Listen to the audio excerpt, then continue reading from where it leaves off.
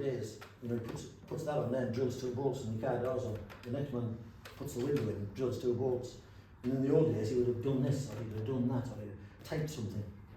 And all of these skills that we had from neural mass and evolved into natural movements were gone, because you were working one-sided all day repetitively and either sitting or standing. And so our ancient reflexes just disappeared. And I've got a book at home by a man called something Bell. Rings a bell. That was his name.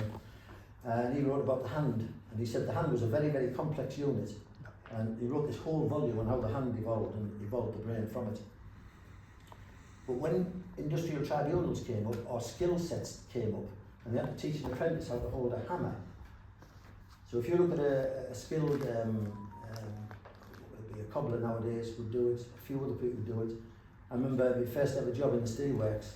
A friend of mine worked on at the end of the plate mill, and these plates would come out the oven, get rolled into the thickness they needed, and they had metal clogs on. And they used to stand on these metal clogs with these little, so this is going to cargo fleet to make a ship. So they had to put the numbers on hot metal with these hammers. It was Terry. Mm-hmm. And he'd go, you could hear him, bang, bang, bang, bang. And I always wanted to be one of them just for that. He used to do that with a hammer, bang, bang. And cobblers were the same. It's like, oh, that's clever. And off they went. And in the war, when people wanted cushy jobs, the cushiest job was a cobbler. So you'd all get recruited and they go, any cobblers in the crowd? 10 hands would go up. Oh, we're all cobblers. Yeah, okay, come over. So the accomplished cobbler would go, put a nail in that shoe for me. Next. Tacks around his mouth. You're a cobbler. Off. So that was the skill. So when they start to teach people an apprentice, there are things that if you injure yourself, you can sue them. So a lot of the neuroscience of how our hands work was ditched over there. It's still there, but nobody wants to measure it because it's almost immeasurable on the scale that they wanted to use. So the teacher would get hold of a handle like that on a hammer. There's the hammer shaft.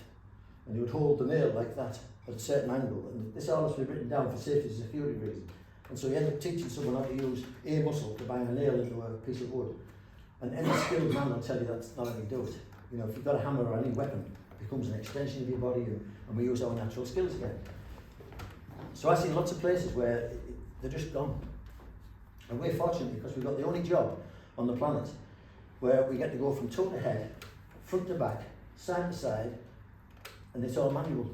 And we get to feel tissue, whether it drags, whether it moves, whether it stretches, whether it goes with us, doesn't go with us, it's resistant, it's non-compliant.